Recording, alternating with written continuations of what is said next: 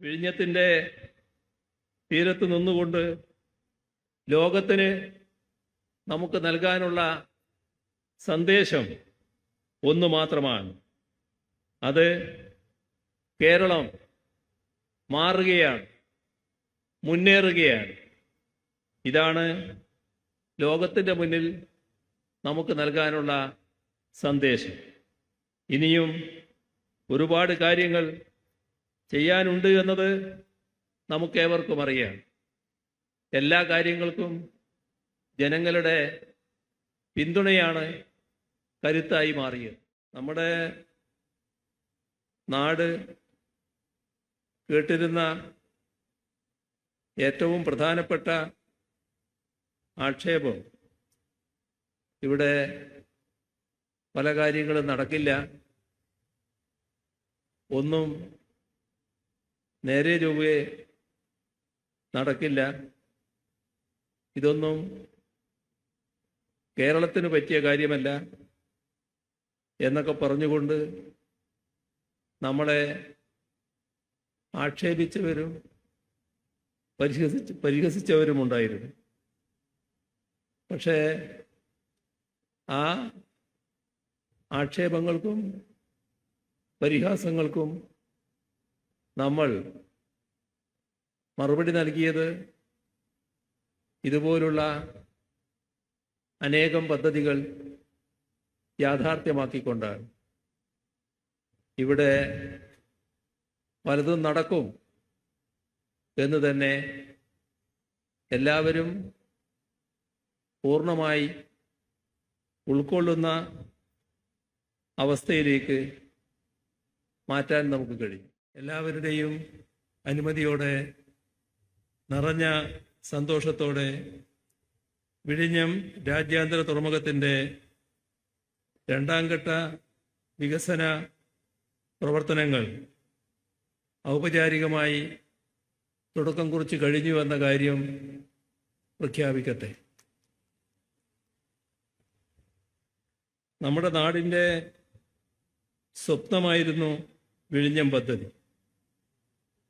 എത്രയോ പതിറ്റാണ്ടുകളാണ് ആ സ്വപ്നവും പേറി നാം നടന്നത്. ഓരോ വട്ടം പദ്ധതിയെക്കുറിച്ച് ചർച്ച ചെയ്യുമ്പോഴും വലിയ തോതിലുള്ള തടസ്സങ്ങൾ ഉയർന്നു വന്നു. എന്നാൽ ഒരു ഘട്ടമായപ്പോൾ അത് പ്രാവർത്തികമാക്കാനുള്ള നടപടികളിലേക്ക് കടന്നു. ഇവിടെ നേരത്തെ പറഞ്ഞതുപോലെ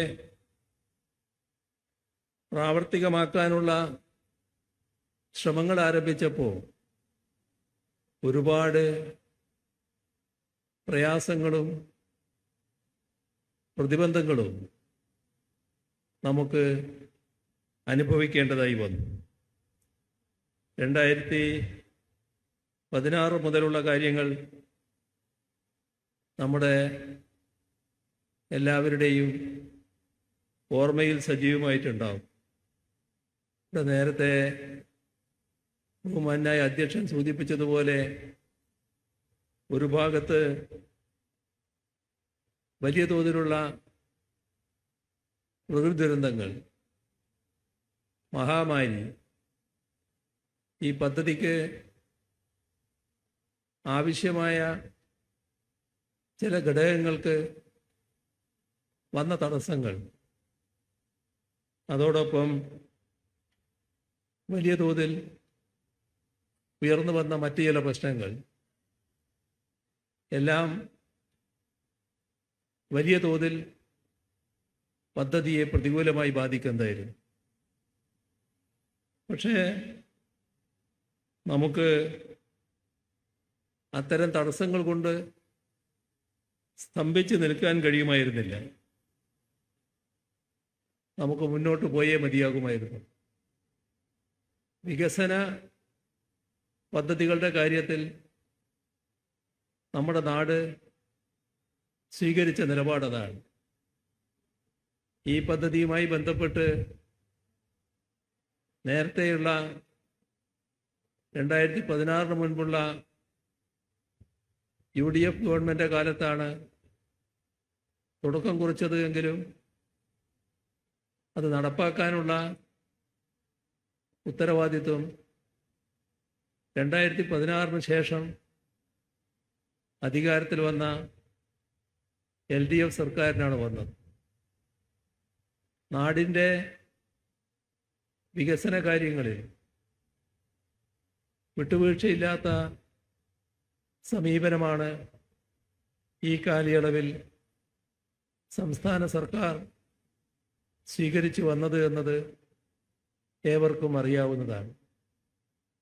ഒറ്റ കാര്യം മാത്രമേ നാം നോക്കിയിരുന്നുള്ളൂ. അത് വികസനത്തിന് ഉതകുന്നതാണോ, നാടിന് ഗുണകരമാവുന്നതാണോ. അതിന് തടസ്സങ്ങൾ ഏത് തരത്തിലുണ്ടായാലും ആ തടസ്സങ്ങൾ നാടിൻ്റെ ആവശ്യങ്ങൾ മുൻനിർത്തിക്കൊണ്ട് അതിജീവിക്കാനാണ് നാം ശ്രമിച്ചത്. അതിന് അതിൻ്റേതായ ഫലമുണ്ടായി. ഇതുമാത്രമല്ല, ഒട്ടേറെ നമ്മുടെ നാടിൻ്റെ അഭിമാന സ്തംഭങ്ങളായി ഇപ്പോൾ കേരളം കാണുന്ന, കേരളത്തെക്കുറിച്ച് പഠിക്കുമ്പോൾ മനസ്സിലാക്കുമ്പോൾ കേരളത്തിന് പുറത്തുള്ളവർ കാണുന്ന പദ്ധതികൾ ഈ രീതിയിലാണ് പ്രാവർത്തികമാക്കിയത് എന്ന് നമ്മുടെ അനുഭവത്തിലുള്ളതാണ്. ഏതായാലും 2024 ജൂലൈയിൽ ഇവിടെ ആദ്യ മദർഷിപ്പ് വന്നു.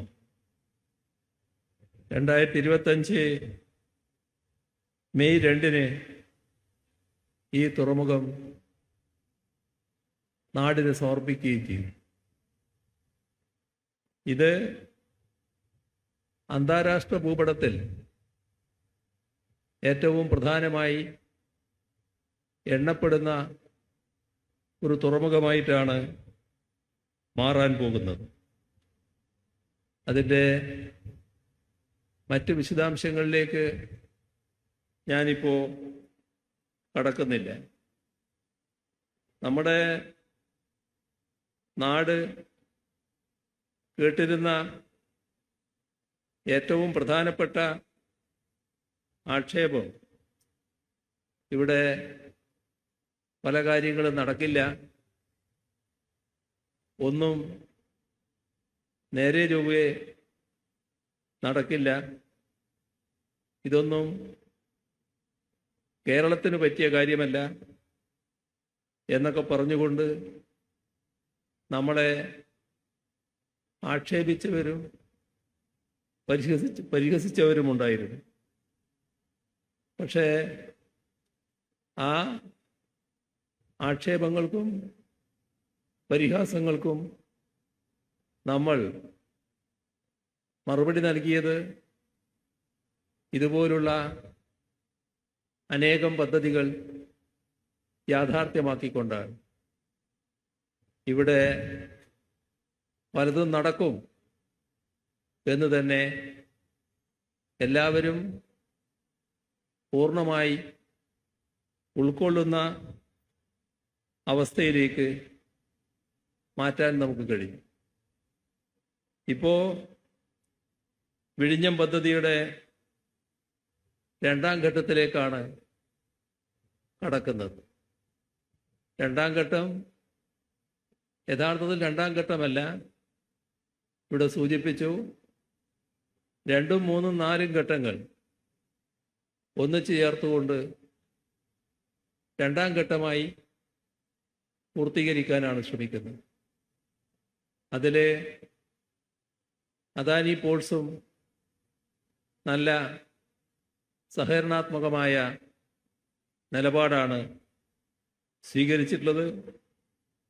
അതാണ് നേരത്തെ കർണദാനിയും ഇവിടെ വ്യക്തമാക്കിയത്.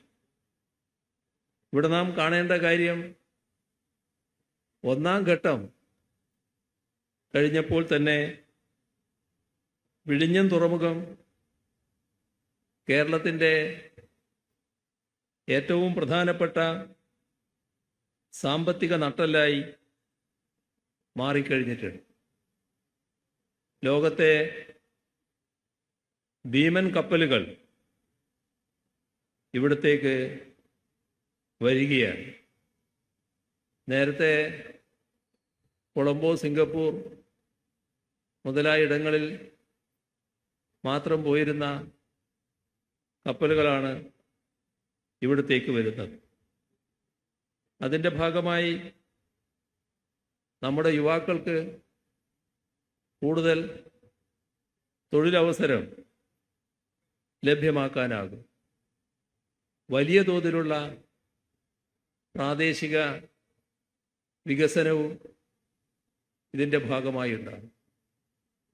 ഇവിടെ മാത്രമല്ല, കേരളത്തിനാകെ ഇതിൻ്റേതായ ഗുണം ലഭിക്കാൻ പോവുകയാണ്. ഇപ്പോൾ ചരക്ക് നീക്കത്തിന് നാം നേരത്തെ മറ്റുള്ളവരെ ആശ്രയിച്ചതായിരുന്നു. ആ കാലം അവസാനിച്ചിരിക്കുന്നു. ഇന്ത്യയുടെ ലോജിസ്റ്റിക് മേഖലയിൽ കേരളം ഇന്ന് ഒരു പ്രധാന ശക്തിയായി മാറാനാണ് പോകുന്നത്. ഇതൊരു വെറും പറച്ചിലല്ല, നാം കൺമുന്നിൽ കാണുന്ന യാഥാർത്ഥ്യമാണ്. വിഴിഞ്ഞം പദ്ധതിയുടെ ഒന്നാം ഘട്ടം പൂർത്തിയായതോടെ ആഗോള കപ്പൽച്ചാലിൽ കേരളത്തിൻ്റെ പേര് സുവർണലിപികളിൽ രേഖപ്പെടുത്തി കഴിഞ്ഞു. പ്രതിവർഷം 10 ലക്ഷം TUE ആയിരുന്നു ആദ്യഘട്ടത്തിൽ വിഴിഞ്ഞത്തിൻ്റെ ശേഷിയായി കണക്കാക്കിയത്. പക്ഷേ 10 മാസം കൊണ്ട് ഈ ലക്ഷ്യം ഈ പോർട്ടിന് മറികടക്കാനായി. ഇത് ലോകത്തൊരു പോർട്ടിനും അവകാശപ്പെടാനാവാത്ത നേട്ടമാണ്. ലോകോത്തര നിലവാരത്തിലുള്ള ഓട്ടോമേഷൻ സാങ്കേതിക വിദ്യയും ജീവനക്കാരുടെ ആത്മാർത്ഥമായ പരിശ്രമവുമാണ് ഈ നേട്ടത്തിന് ഇടയാക്കിയത്. ആദ്യ വർഷം തന്നെ 615 കപ്പലുകൾ, 1.32 ദശലക്ഷം കണ്ടെയ്നറുകൾ ഈ പോർട്ട് കൈകാര്യം ചെയ്ത് കഴിഞ്ഞു. 2025 ഡിസംബറിൽ മാത്രം 1,21,000 TEU കൈകാര്യം ചെയ്തു. ലോകത്തിലെ ഏറ്റവും വലുതും ഏറ്റവും ഡ്രാഫ്റ്റ് കൂടിയതുമായ കപ്പലുകൾ വിഴിഞ്ഞത്ത് നങ്കൂരമിട്ടു. അതുവഴി ഈ തുറമുഖത്തിൻ്റെ കരുത്ത് ലോകം തിരിച്ചറിഞ്ഞു. പ്രതിമാസം 50-ലേറെ കപ്പലുകളാണ് ഈ തുറമുഖത്ത് വന്നു പോകുന്നത്. ചുരുങ്ങിയ സമയം കൊണ്ട് 1000 കപ്പലുകൾ എന്ന നേട്ടം നമ്മുടെ കയ്യെത്തും ദൂരത്തുണ്ട്. വിഴിഞ്ഞത്തിന് മുൻപ് പ്രവർത്തനം തുടങ്ങിയ പല തുറമുഖങ്ങളെയും പിന്നിലാക്കിയാണ് വിഴിഞ്ഞത്തിൻ്റെ ഈ കുതിപ്പ്. ഇത് നമ്മുടെ നാടിനാകെ അഭിമാനകരമായ കാര്യമാണ്. നമ്മുടെ രാജ്യത്ത് ആദ്യമായി വനിതകളെ ഓട്ടോമേറ്റഡ് ട്രെയിൻ ഓപ്പറേറ്റർമാരായി നിയമിച്ചതിൻ്റെ ഖ്യാതിയും വിഴിഞ്ഞത്തിനാണ്. വിഴിഞ്ഞം സ്വദേശികളായ സ്ത്രീകളെ കണ്ടെത്തി പരിശീലിപ്പിച്ചാണ് മാതൃകാപരമായ ഈ നേട്ടം കൈവരിച്ചത്. സ്ത്രീ സൗഹൃദ കേരളത്തിൻ്റെ മറ്റൊരു ഉദാഹരണം കൂടിയായി അത് മാറി. വിഴിഞ്ഞം തുറമുഖത്തെ ഇമിഗ്രേഷൻ ചെക്ക് പോസ്റ്റായി കേന്ദ്ര സർക്കാർ അംഗീകരിച്ചു കഴിഞ്ഞു. ഇതിലൂടെ അന്താരാഷ്ട്ര കപ്പൽപാതയിലെ പ്രധാന കണ്ടെയ്നർ ട്രാൻസ്ഷിപ്മെന്റ് ഹബ്ബാകുന്നതോടൊപ്പം ഒരു പ്രധാന ക്രൂ ചേഞ്ച് ഹബ്ബായും വിഴിഞ്ഞം ശക്തിപ്പെടും. ആഡംബര ക്രൂയിസ് കപ്പലുകൾക്കും ഇനി മുതൽ വിഴിഞ്ഞത്ത് എത്തിച്ചേരാൻ സാധിക്കും.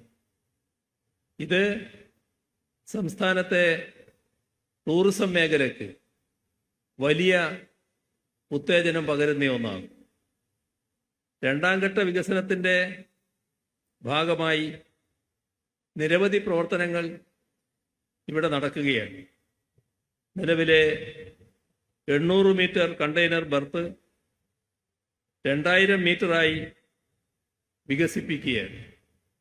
ഇത് പൂർത്തിയാകുന്നതോടുകൂടി രാജ്യത്തെ ഏറ്റവും നീളം കൂടിയ കണ്ടെയ്നർ ബർത്ത് എന്ന നേട്ടവും വിഴിഞ്ഞം തുറമുഖം സ്വന്തമാക്കും.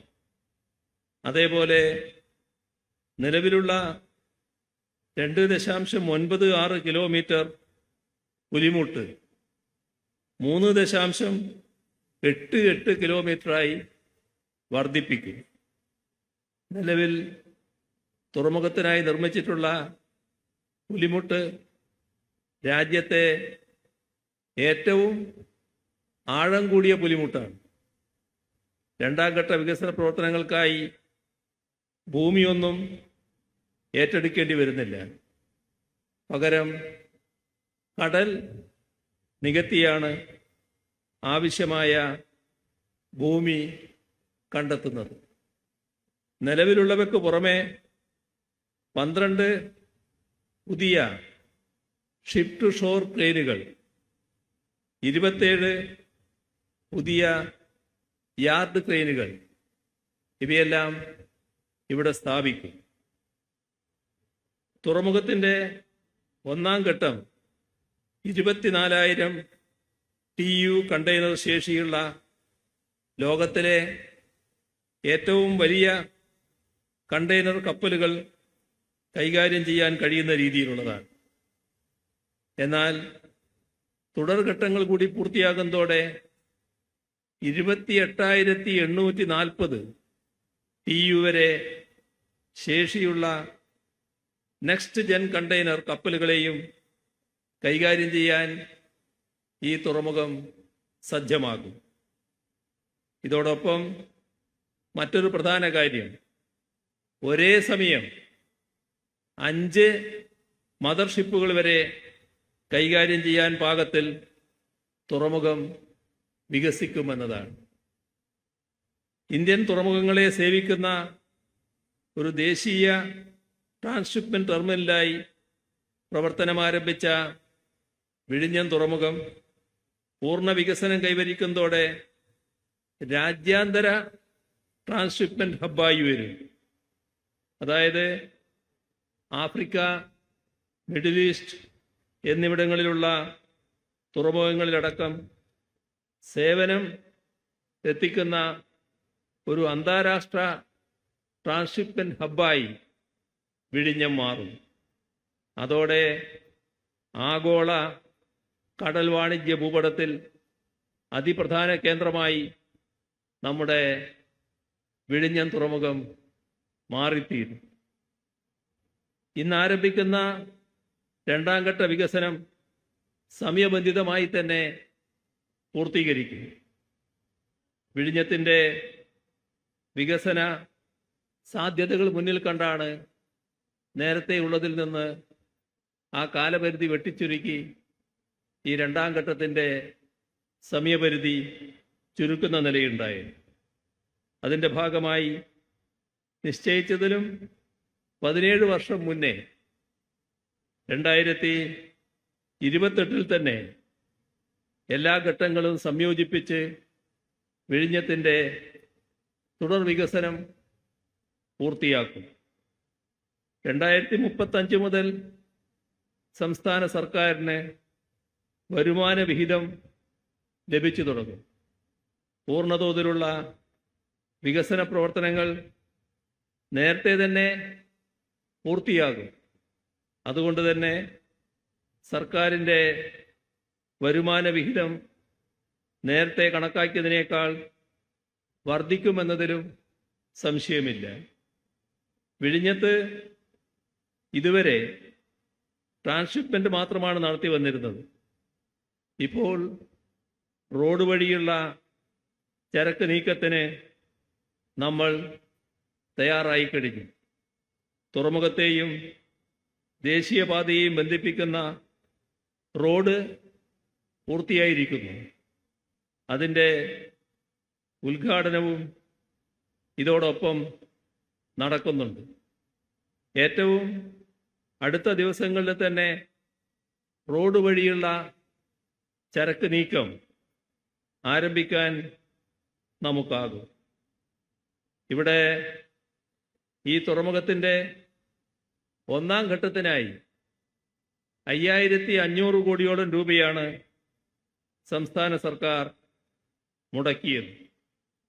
നമ്മുടെ രാജ്യത്ത് മറ്റൊരു സംസ്ഥാനവും തുറമുഖ നിർമ്മാണത്തിനായി ഇത്രയും വലിയ നിക്ഷേപം നടത്തിയിട്ടില്ല.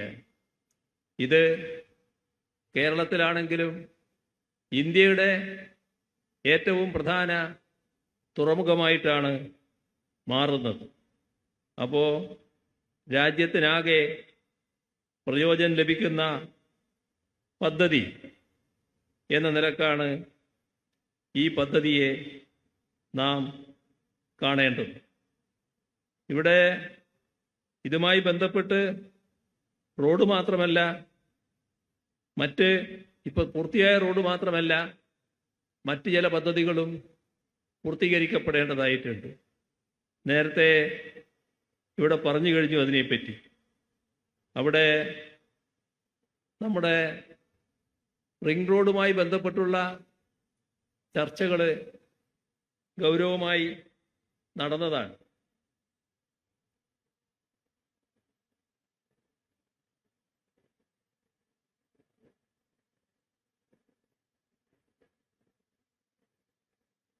National highway authority of India അതുമായി ബന്ധപ്പെട്ട് പൂർണ്ണ സഹകരണം വാഗ്ദാനം ചെയ്തതുമാണ്. ചില സാങ്കേതിക പ്രശ്നങ്ങളാലാണ് നീണ്ടുപോകുന്നത്. അതിവേഗം തന്നെ അതിനുള്ള അനുമതി ലഭ്യമാകും എന്നാണ് നാം പ്രതീക്ഷിക്കുന്നത്. അതേപോലെ റെയിൽവേയുടെ കാര്യം പറഞ്ഞു. റെയിൽവേയും റെയിൽ കണക്ടിവിറ്റിയും വളരെ പ്രധാനപ്പെട്ടൊരു കാര്യമാണ്. അതുമായി ബന്ധപ്പെട്ട എല്ലാ കാര്യങ്ങളും തീരുമാനമായി കഴിഞ്ഞിട്ടുണ്ട്. ഇവിടെ കാണേണ്ട ഒരു കാര്യം, ഇതിൻ്റെ ഭാഗമായി ഇവിടെ തന്നെ 3000 ഏക്കറോളം സ്ഥലം നമ്മുടെ വിവിധ പദ്ധതികൾക്കായി ഉപയോഗിക്കപ്പെടാൻ പോവുകയാണ്. വലിയ തോതിലുള്ള വികസനം നമ്മുടെ ഇവിടെ വരാൻ പോകുന്നു എന്നതാണ് കാണേണ്ടത്. നമ്മുടെ നാടിൻ്റെ വികസനം അത് നല്ല രീതിയിൽ യാഥാർത്ഥ്യമാക്കാനുള്ള നീക്കങ്ങളാണ് നടന്നിട്ടുള്ളത്. വിഴിഞ്ഞത്തിൻ്റെ തീരത്ത് നിന്നുകൊണ്ട് ലോകത്തിന് നമുക്ക് നൽകാനുള്ള സന്ദേശം ഒന്ന് മാത്രമാണ്. അത് കേരളം മാറുകയാണ്, മുന്നേറുകയാണ്. ഇതാണ് ലോകത്തിൻ്റെ മുന്നിൽ നമുക്ക് നൽകാനുള്ള സന്ദേശം. ഇനിയും ഒരുപാട് കാര്യങ്ങൾ ചെയ്യാനുണ്ട് എന്നത് നമുക്കേവർക്കും അറിയാം. എല്ലാ കാര്യങ്ങൾക്കും ജനങ്ങളുടെ പിന്തുണയാണ് കരുത്തായി മാറിയത്. അതിൻ്റെ ഭാഗമായാണ് എല്ലാ വികസന പ്രവർത്തനങ്ങളും യാഥാർത്ഥ്യമാക്കാനായത്. ഇനി അങ്ങോട്ട് പൂർത്തിയാക്കാനുള്ള എല്ലാ വികസന കാര്യങ്ങൾക്കും നാടിൻ്റെ താല്പര്യം മുൻനിർത്തി ജനങ്ങളുടെ പൂർണ്ണമായ സഹകരണം ഉണ്ടാകുമെന്ന് തന്നെയാണ് പ്രതീക്ഷിക്കുന്നത്. അതുകൊണ്ട് ജനങ്ങളുടെ ആകെ പിന്തുണയോടെ പൂർത്തീകരിക്കാനുള്ള കാര്യങ്ങൾ പൂർത്തീകരിക്കാനാകും എന്ന് തന്നെയാണ് ഉറപ്പിച്ച് പറയാനുള്ളത്. നാടിൻ്റെ വികസനവും ക്ഷേമവും ഉറപ്പാക്കുന്ന ഒരു നവകേരളമാണ് സൃഷ്ടിക്കാൻ നാം ശ്രമിച്ചുകൊണ്ടിരിക്കുന്നത്. ആ കാര്യത്തിൽ നമുക്ക് ഒന്നിച്ചു മുന്നേറാം എന്ന് അറിയിച്ചുകൊണ്ട് വിഴിഞ്ഞം പദ്ധതിയുടെ രണ്ടാം ഘട്ടത്തിൻ്റെ നിർമ്മാണ പ്രവർത്തനങ്ങളുടെയും പോർട്ട് ദേശീയപാത റോഡിൻ്റെയും ഉദ്ഘാടനം നിർവഹിച്ചതായി അറിയിച്ചുകൊണ്ട് അവസാനിപ്പിക്കുന്നു. നിങ്ങൾക്കെൻ്റെ സ്നേഹാഭിവാദനം.